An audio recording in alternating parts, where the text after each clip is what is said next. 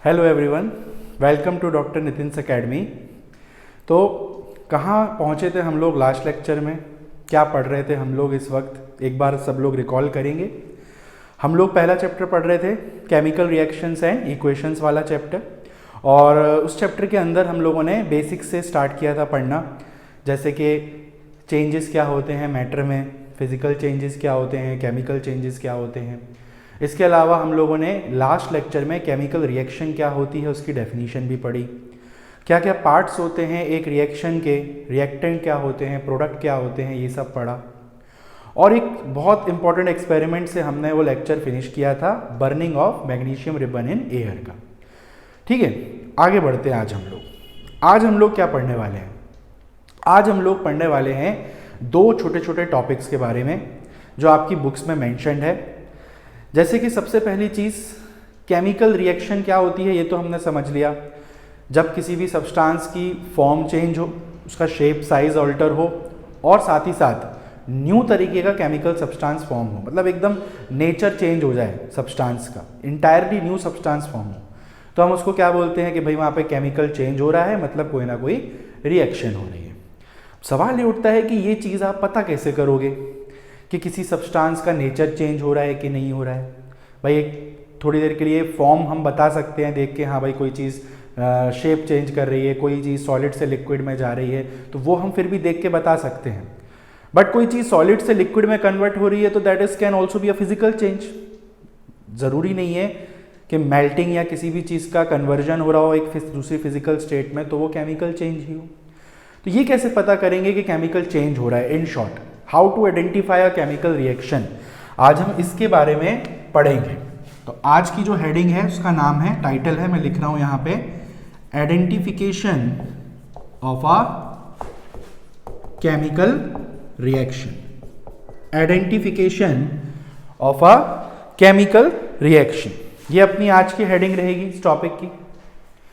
Title से clear होगा क्या पढ़ने वाले हैं यहाँ। आइडेंटिफिकेशन मतलब पहचानेंगे कैसे, कैसे हम पता कर सकते हैं कि कोई रिएक्शन हो रही है कि नहीं हो रही है। तो यहाँ पे ना कुछ साइंस आएंगे जिनके बारे में आपको पढ़ना है। देयर आर टोटल 5 साइंस जिनको देख के आप ये बता सकते हो कि हाँ यहाँ पे कोई केमिकल रिएक्शन हो रही होगी। अब देखो क्या क्या 5 साइन है। सबसे पहला जो साइन है वो है change in state. Change in state, change in state का मतलब कोई भी चीज़ सॉलिड से लिक्विड, लिक्विड से गैस या वाइस वर्सा कन्वर्ट हो रही हो तो हम बोल सकते हैं कि हाँ maybe there is a chemical change going on, reaction is going on. Second होता है वो है चेंज इन कलर।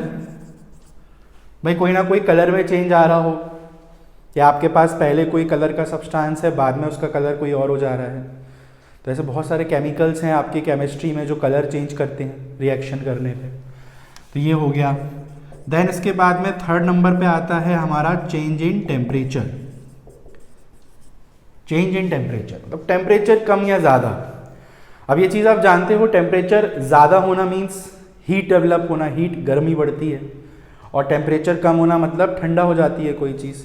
तो कई बार ऐसी रिएक्शंस होती हैं जिनमें हीट डेवलप होती है ना, जिनमें हीट जो है वो कम हो जाती है, ठंडा लगता है बनने के बाद।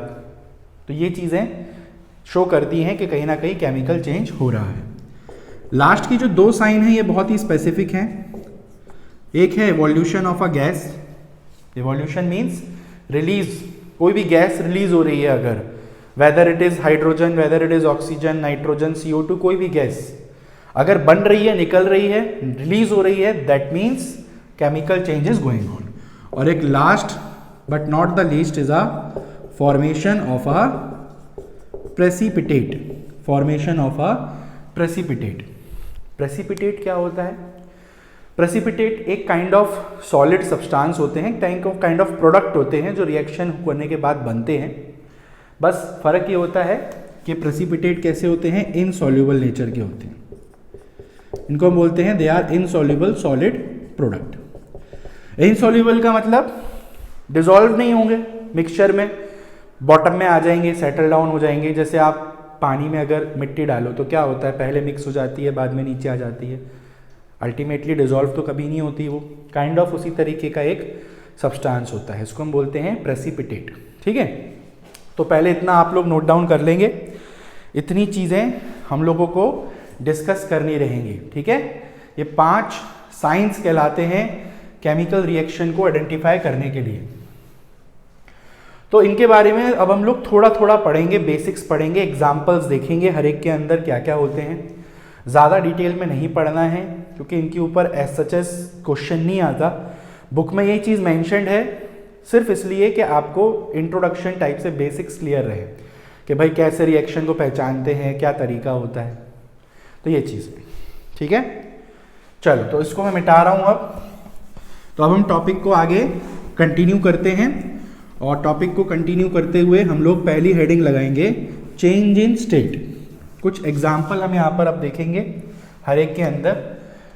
तो सबसे पहला जो तरीका है किसी भी रिएक्शन को आइडेंटिफाई करने का, वो है ये देख के कि क्या वहाँ पे कोई स्टेट में चेंज तो नहीं हो रहा है।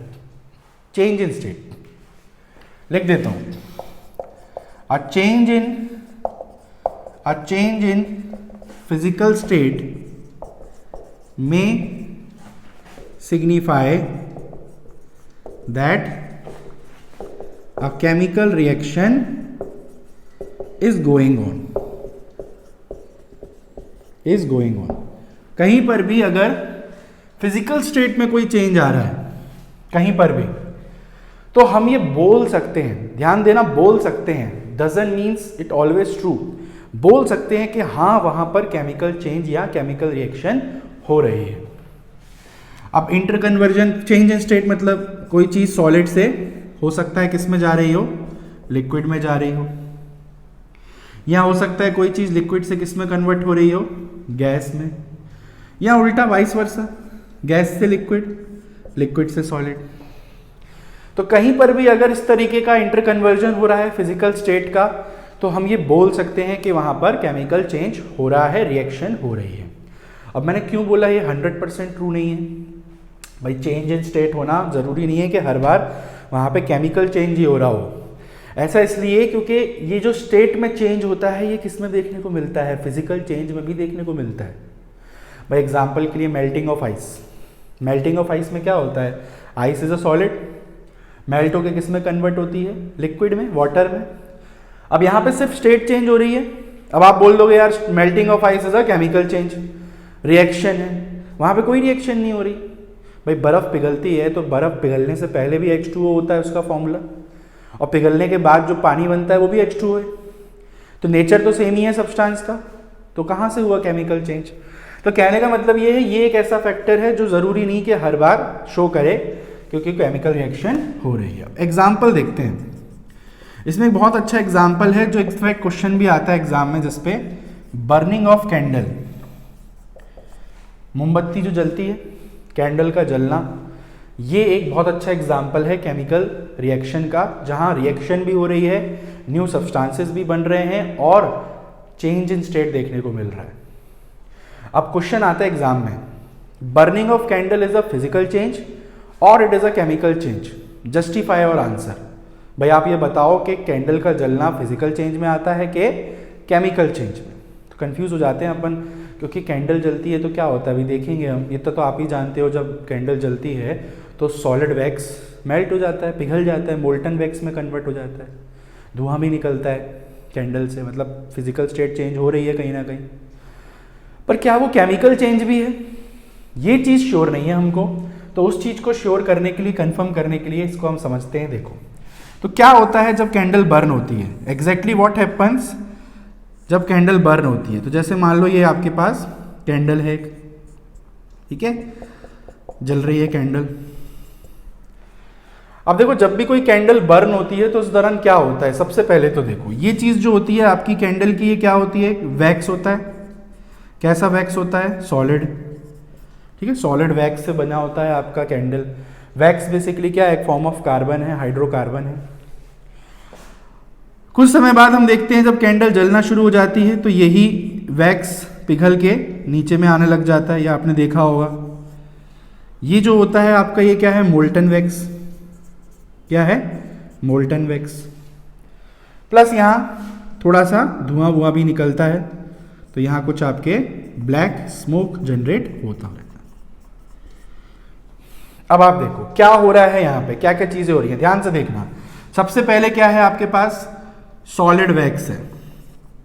सॉलिड वैक्स मतलब कौन सी स्टेट है, सॉलिड। जब हीट कर रहे हैं इसको तो किस में कन्वर्ट हो रहा है, ये मोल्टन वैक्स में। मोल्टन यानी कि पिघला हुआ। पिघला हुआ मतलब कैसा होगा, लिक्विड होगा। तो देखो फिजिकल स्टेट में चेंज आ रहा है कि नहीं, सॉलिड से कोई चीज लिक्विड में कन्वर्ट हो रही है। अच्छा, एक चीज और है जो डेवलप होती है इनके जलने के कारण। क्या आपने देखा होगा ऊपर में ब्लैक स्मोक निकलता है, पतला सा ब्लैक स्मोक की एक ऊपर में धुआं उड़ता है, कैंडल जलती है तो ये जो ब्लैक स्मोक जो आपका जनरेट होता है, जो आपका ब्लैक स्मोक जो जनरेट होता है वो किसका होता है, कार्बन डाइऑक्साइड का। किसका, CO2 का। तो ये मतलब आपका क्या हो गया, गैस हो गया, सीधी सी बात। CO2 is a gas. थोड़े बहुत वाटर वेपर्स भी जनरेट होते हैं, थोड़े बहुत वाटर वेपर्स भी जनरेट होते हैं, वो भी गैसियस होते हैं। तो आप देखो सीधे सीधे फिजिकल स्टेट में चेंज आ रहा है, सॉलिड से चीज लिक्विड में जा रही है, लिक्विड से चीज गैसियस फॉर्म में जा रही है। ठीक है, तो अब आप बोलोगे यार ये तो फिजिकल चेंज है, कि यहाँ तो सिर्फ स्टेट चेंज हो रही है। नहीं, आप देखो न्यू सब्सटेंसेस बन रहे हैं। कैसे, यहाँ तो चलो फिर भी ठीक है, सेम है सब्सटेंस, या मोल्टन वैक्स है या सॉलिड है, बट यहाँ देखो आप, इनके जलने के कारण क्या रिलीज हो रहा है बाहर, carbon dioxide. Now wax is basically what, carbon. Carbon है, निकल बाहर क्या रहा है, CO2 carbon dioxide, water vapour H2O। वो तो अलग ही टाइप के सब्सटेंस हैं, इनसे कंपेयर करो तो भाई डिफरेंट नेचर है।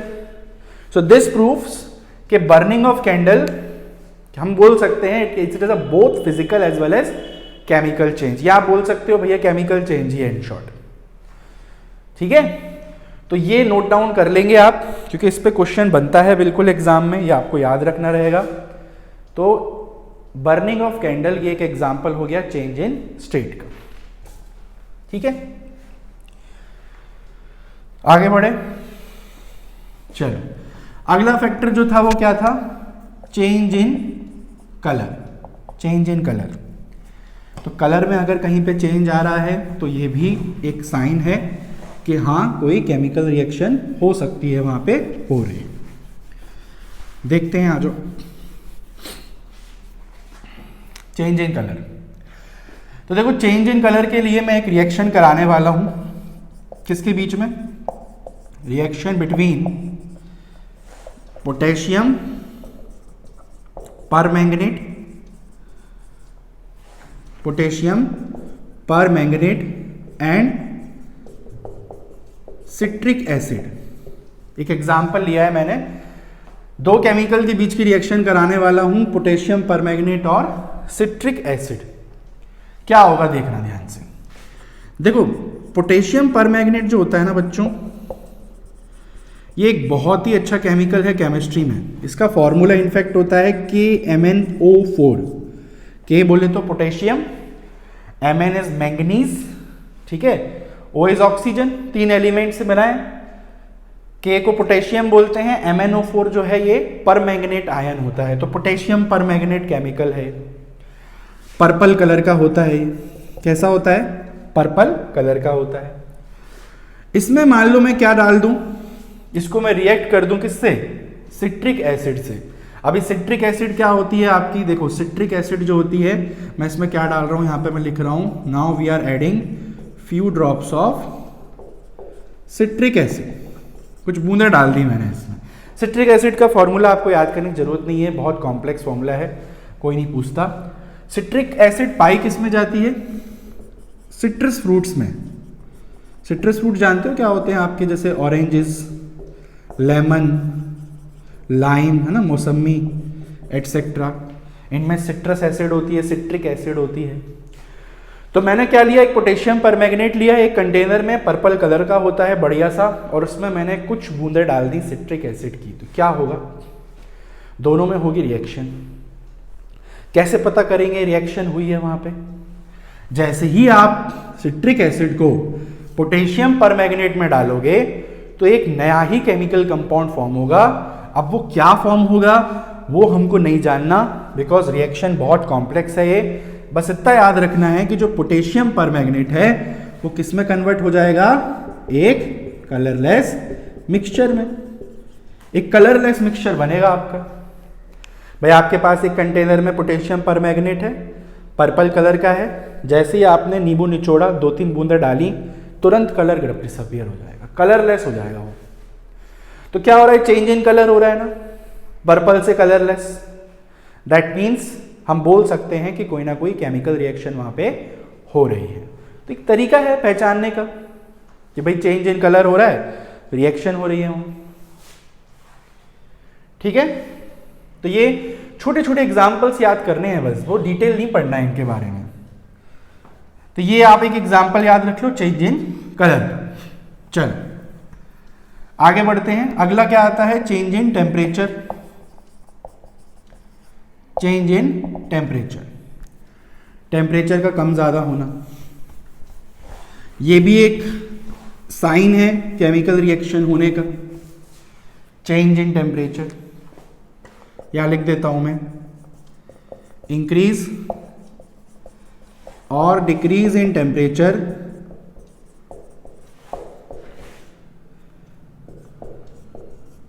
में सिग्निफाई अ केमिकल रिएक्शन। इंक्रीज या डिक्रीज इन टेम्परेचर अगर देखने को मिल रहा है तो ये सिग्निफाई करता है या शो करता है। ठीक है, या ऐसे बोल सकते हो इट इंक्रीज और decrease in temperature proves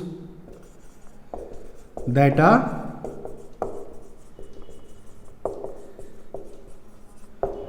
chemical change is going on. अभी तो लिख दिया है ऐसी लैंग्वेज में। टेम्परेचर का कम या ज्यादा होना, ठीक है, टेम्परेचर इंक्रीज होना मतलब सब्सटेंस हॉट हो जाएगा, टेम्परेचर डिक्रीज होना मतलब ठंडा हो जाएगा।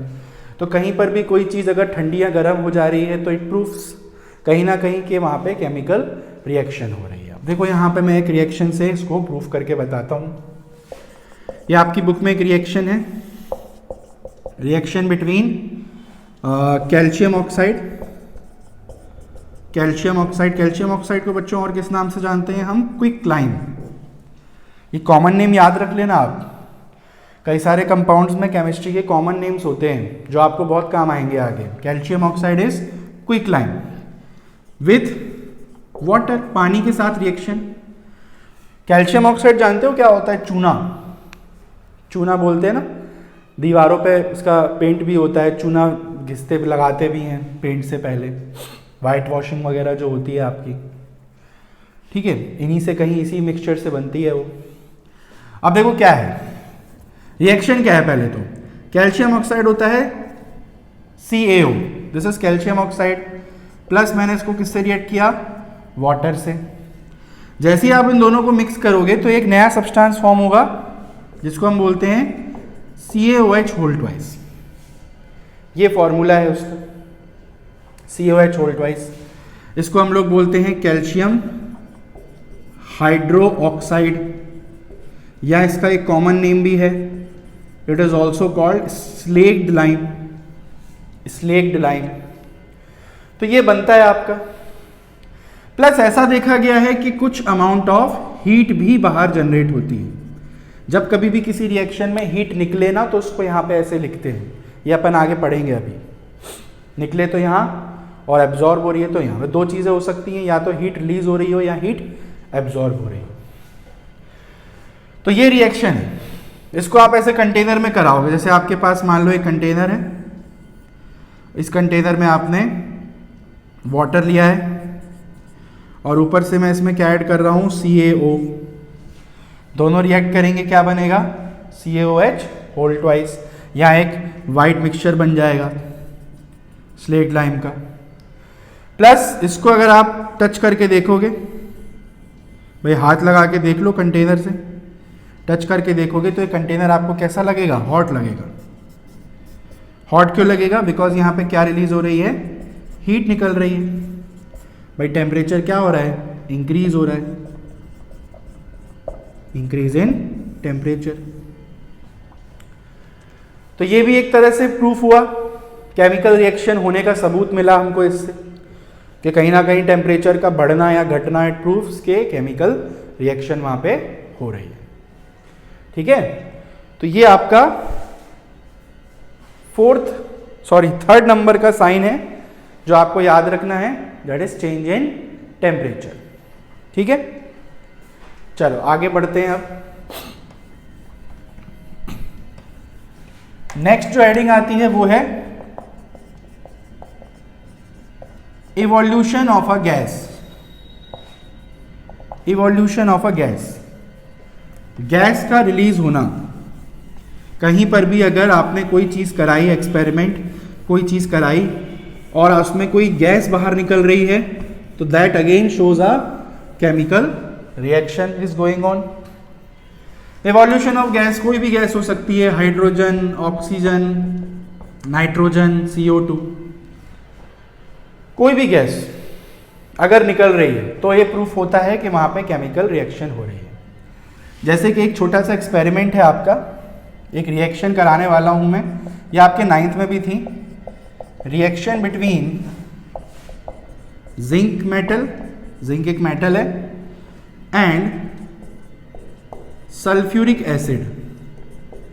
ठीक है, सल्फ्यूरिक एसिड और जिंक के बीच में ना मैं एक एक्सपेरिमेंट करने वाला हूं, दोनों को आपस में मैं रिएक्ट कराने वाला हूं और ये देखूंगा कि क्या रिएक्शन हो रही है वहां पे, क्या कोई चेंज आ रहा है कि नहीं। तो देखो, इसका एक बहुत अच्छा सेटअप है। आपको करना क्या है, किस तरह से ना टेस्ट ट्यूब लेनी है। ये मैंने क्या ले ली, टेस्ट ट्यूब। इस तरह से स्टैंड में लगी होगी ये टेस्ट ट्यूब, यहाँ स्टैंड होगा एक।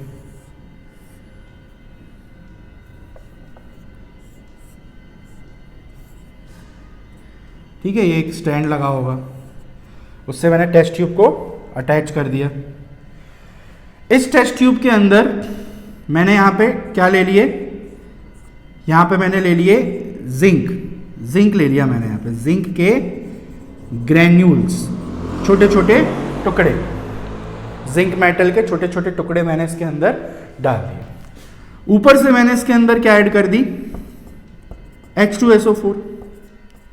ठीक है, इसमें मैंने यहाँ पे क्या ऐड कर दी, डाइल्यूट H2SO4, सल्फ्यूरिक एसिड होती है H2SO4। क्या होगा, जैसे ही आप इन दोनों को ऐड करोगे आपस में, तुरंत आप देखोगे कि यहां पे ना ऐसे बुलबुले निकलने स्टार्ट होंगे, बबल्स।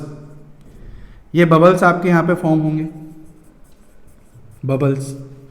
अब देखो, किसी भी चीज के अंदर बबल बनना, किसी भी लिक्विड के अंदर बबल्स का बनना, ये क्लियर शो करता है कि कोई ना कोई गैस है। गैस होती है तभी बबल्स बनते हैं। खैर, अभी हम कंफर्म करते हैं इसको और कि ये गैस है भी तो कौन सी गैस है, अपने आप प्रूफ हो जाएगा। देखो, अब आपको क्या करना है, इसको यहां से सील करना है, कंटेनर को कॉर्क स्क्रू लगा देते हैं यहां, और सिर्फ इतना स्पेस छोड़ना है कि यहां से एक और ट्यूब को मैं अटैच कर सकूं। इस तरह से एक ट्यूब और लेंगे हम यहां, और इस वाली ट्यूब को मैं और नीचे लेके जाऊंगा, और यहां पर एक और कंटेनर के अंदर मैं उस ट्यूब को इंसर्ट कर दूंगा। अच्छा, इस कंटेनर के अंदर मैंने यहां पे क्या लिया रहेगा, यहां मैंने लिया रहेगा सोप का सॉल्यूशन, साबुन का पानी। यहां पे मैंने ये इसको डिप कर दिया है सोप सॉल्यूशन में। क्या होगा, आपने देखा होगा कई बार, जैसे कहीं हम जाते हैं घूमने के लिए, है ना, कहीं फेयर वगैरह में घूमने जाते हैं, मेला लगता है, या कहीं भी पार्क वगैरह में जाते हैं, तो कई बार क्या होता है, वो एक पानी वाला होता है ना, वो ऐसे बुलबुले निकलते हैं, उससे फूंक मारते हैं तो ऐसे बुलबुले बाहर आते हैं, बेचते रहते हैं कई लोग उसे। वही चीज़ होगी, सोप सॉल्यूशन रहता है उसके अंदर। क्या होगा, बबल्स बन रहे हैं, मतलब जो भी गैस यहाँ पे रिलीज हो रही है ये इसके रास्ते जाएगी और कहाँ एंटर करेगी, सोप सॉल्यूशन। अब जैसे ही ये गैस सोप सॉल्यूशन में आएगी तेजी से, तो क्या होगा, साबुन के पानी में बुलबुले उठेंगे और साबुन के बुलबुले बनेंगे। इस तरह से छोटे छोटे बबल्स आपके बनेंगे यहाँ पे, सोप बबल्स। क्या बन रहे हैं, सोप बबल्स। डेफिनेटली इसके अंदर क्या भरी होगी, गैस भरी होगी। तो अभी अब देखो, भी कंफर्म भी कर देंगे कौन सी गैस है। बेसिकली प्रूफ तो यही हो गया कि केमिकल रिएक्शन हो रही है, क्योंकि गैस निकल रही है बाहर। कौन सी गैस है इनमें से ये भी कंफर्म हो जाएगा। आप क्या करो, यहां एक छोटा सा माचिस लेके आओ जला के, मैच स्टिक, ठीक है, बर्निंग मैच स्टिक, या अगरबत्ती ले आओ या लाइटर ले आओ, कुछ भी ले आओ। जैसे ही आप इस अगरबत्ती को, यहाँ जो भी माचिस है इसको जैसे ही आप इस बबल के पास लेके आओगे तो ये बबल क्या होगा, ये एक्सप्लोड हो जाएगा, पॉप साउंड जनरेट करेगा, फट जाएगा ऐसे इस तरीके से। जब उसको बलून को फोड़ते हैं ना कैसे आवाज आती है, उस तरीके का पॉप साउंड आएगा, स्पार्क क्रिएट होगा काइंड ऑफ। और ये इफेक्ट कौन सी गैस शो करती है, hydrogen gas. Hydrogen gas is a very flammable gas, आग पकड़ जाती है, और चूंकि वो बबल के अंदर भरी है तो अंदर प्रेशर होगा, आपने जैसे ही आग लगाई वो गैस जली, जलने से एकदम चिंगारी आई, साउंड आया बबल फटने से। तो ये एक एक्सपेरिमेंट है जो ये प्रूफ करता है कि केमिकल चेंज कहीं ना कहीं यहाँ पे देखने को मिल रहा है। उसकी रिएक्शन भी है, Zn प्लस H2SO4, दोनों रिएक्ट होके देते हैं ZnSO4। भाई H2SO4 में से क्या निकल गई बाहर, H2 निकल गई, बाकी SO4 जिंक के साथ जुड़ गया, तो क्या निकल गई बाहर, हाइड्रोजन गैस। तो ऐसे ही हो सकता है CO2 निकले कभी। CO2 को पता करने का अलग तरीका होता है, वो पढ़ेंगे आगे। नाइट्रोजन को डिटरमाइन करने का अलग तरीका होता है। तो ऐसे आपकी अलग अलग गैसेस फॉर्म हो सकती हैं इन शॉर्ट। तो ये है आपका 4th नंबर का साइन, ठीक है, इवोल्यूशन ऑफ अ गैस।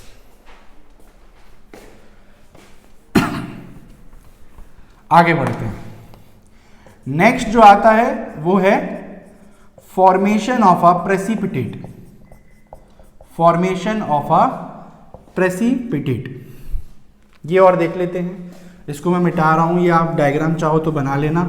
ये डायग्राम फिर से दोबारा देखेंगे हम आगे जब हम मेटल्स नॉन मेटल्स चैप्टर के बारे में पढ़ेंगे तब।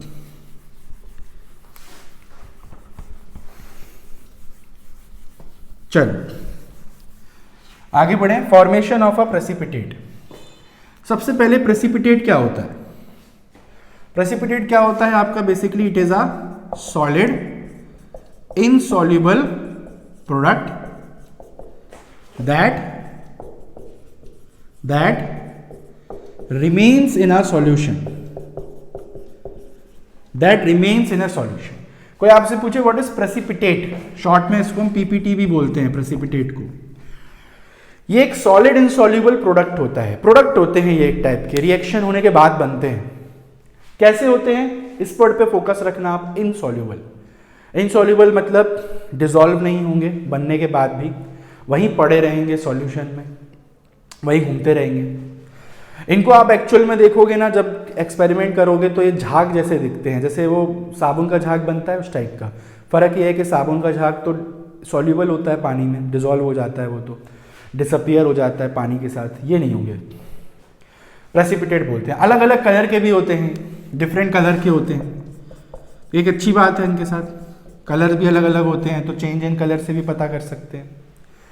अब देखो यहाँ पे एक एग्जांपल है जिसको मैं एक्सप्लेन करूंगा। Reaction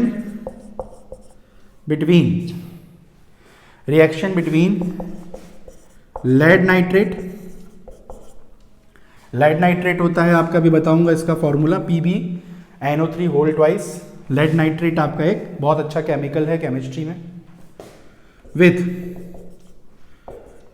potassium iodide. किसकी रिएक्शन करा रहा हूं? लेड नाइट्रेट की पोटेशियम आयोडाइड के साथ। बहुत सारे एग्जाम्पल हैं रिएक्शंस के, इनके बारे में अलग से पढ़ना है आपको। प्रेसिपिटेशन रिएक्शन बोलते हैं हम उनको, पढ़ेंगे उनके बारे में, इसी चैप्टर में है और आगे में भी है। तो क्या है ये रिएक्शन? देखो लेड नाइट्रेट होता है, इसका फॉर्मूला होता है PbNO3 whole twice. This is called lead nitrate. Pb is lead, NO3 आप 9th में पढ़े होगे, नाइट्रेट आयन होता है। प्लस पोटेशियम आयोडाइड होता है Ki, पोटेशियम आयोडाइड। अच्छा 2 Ki ले लो। अब ये 2 क्यों लिया है? बैलेंस करने के लिए, वो अपन आगे पढ़ेंगे। अभी फिलहाल रिएक्शन लिख रहा हूं मैं बस। अब देखो दोनों को आप जैसे ही रिएक्ट कराओगे तो क्या होगा, क्या बनेगा, ध्यान से देखना। ये जो एक Pb है, Pb की वैलेंसी +2 होती है, तो यहाँ से 2 आयोडीन खींच लेगा। आयोडीन आप जानते हो I माइनस होता है, तो बनेगा PbI2। This is called lead iodide. Lead iodide. और क्या बनेगा? बचा क्या? यहाँ पे क्या बचा? 2 NO3 और यहाँ क्या बचा? 2 पोटेशियम। तो ये अपना जुड़ के KNO3 बना लेंगे। इसको हम बोलते हैं पोटेशियम नाइट्रेट। अब क्या होगा देखो, जैसे ही आप इन दोनों को आपस में रिएक्ट कराओगे तो ये 2 चीजें बनेंगी। अब सवाल ये उठता है पता कैसे करेंगे ये एक्चुअल में वहां हो रहा है कि नहीं। ये तो हमने लिख दी केमिकल रिएक्शन, पर आप पता कैसे करोगे कि केमिकल रिएक्शन हो रही है कि नहीं? तो कैसे पता करोगे? तो देखो दोनों में से ये जो आपका प्रोडक्ट बन रहा है क्या, lead iodide PbI2, this is actually what, a precipitate. क्या है? एक प्रेसिपिटेट, येलो कलर का। तो एक पीला कलर का प्रेसिपिटेट बनेगा लेड आयोडाइड का, जो वही सॉल्यूशन में घूमता रहेगा येलो फॉर्म में, झाग जैसा। तो ये बनना, ये प्रूफ करता है कि हाँ केमिकल चेंज हो रहा है, रिएक्शन हो रही है, नई चीज यहाँ पे फॉर्म हो रही है। तो ये एक छोटा सा एग्जाम्पल है जो आप लोग याद कर लेंगे। ये रिएक्शन फिर दोबारा आएगी आगे जब हम पढ़ेंगे प्रॉपर तरीके से प्रेसिपिटेट के बारे में। तो ऐसे बहुत सारे काउंटलेस एग्जाम्पल्स हैं जो इनमें आप डाल सकते हो। ऐसी ज़रूरी नहीं है ना एक ही रिएक्शन में हो रहा हो, बहुत रिएक्शंस होती हैं नेचर में। कहीं वाइट कलर का प्रेसिपिटेट बनता है, कहीं ब्लू कलर का बनता है, रेड कलर का बनता है। ऐसी बहुत सी रिएक्शन है जहाँ टेम्परेचर कम ज़्यादा होते रहते हैं। जैसे आपने फोटोसिंथेसिस के बारे में पढ़ा होगा। फोटोसिंथेसिस में क्या होता है, सनलाइट यूज़ होती है, तब प्लांट्स अपना फूड बनाते हैं। सनलाइट यूज़ करना, अब सनलाइट भी क्या है, एक फॉर्म ऑफ एनर्जी ही तो है। एनर्जी कैसी भी हो, हीट हो, लाइट हो, अगर एब्जॉर्ब हो रही है तो दैट मीन्स कहीं ना कहीं टेम्परेचर में चेंज आ रहा है। तो ये सब चीज़ें आगे हम लोग और पढ़ेंगे, ठीक है। तो आज हम लोगों ने क्या पढ़ा? आज हम लोगों ने कुछ ऐसे साइंस के बारे में पढ़ा जो ये शो करते हैं कि कोई भी रिएक्शन हो रही है तो कैसे हो रही है, आइडेंटिफिकेशन कैसे करते हैं किसी भी केमिकल रिएक्शन का। Change in state, change in colour, change in temperature, evolution of a gas और फॉर्मेशन ऑफ अ प्रेसिपिटेट, ठीक है। तो आज का लेक्चर मैं यहीं स्टॉप कर रहा हूँ। अगले लेक्चर में हम इनके बारे में पढ़ेंगे। इस चैप्टर का सेकंड पार्ट जो है वो चालू होगा, जो बहुत इंपॉर्टेंट है, and that is chemical equation. क्या होती हैं, कितने टाइप्स की होती हैं और उनको बैलेंस कैसे करते हैं। जैसे मैंने यहाँ पे देखो, यहाँ 2 लिखा, यहाँ 2 लिखा, क्यों कर रहे हैं ये ऐसा? सिर्फ KI क्यों नहीं लिख के छोड़ दिया हमने? तो ये चीज़ें हम बैलेंसिंग में सीखेंगे, फिर हम अगले लेक्चर में आगे बढ़ जाएंगे और इस चैप्टर में, ठीक है। तो आज के लिए इतना ही। इतनी चीज़ों को नोट डाउन कर लेना, एक बार रिवाइज कर लेना, फिर नेक्स्ट लेक्चर में आप लोगों से दोबारा मुलाकात होगी, ठीक है। चलिए।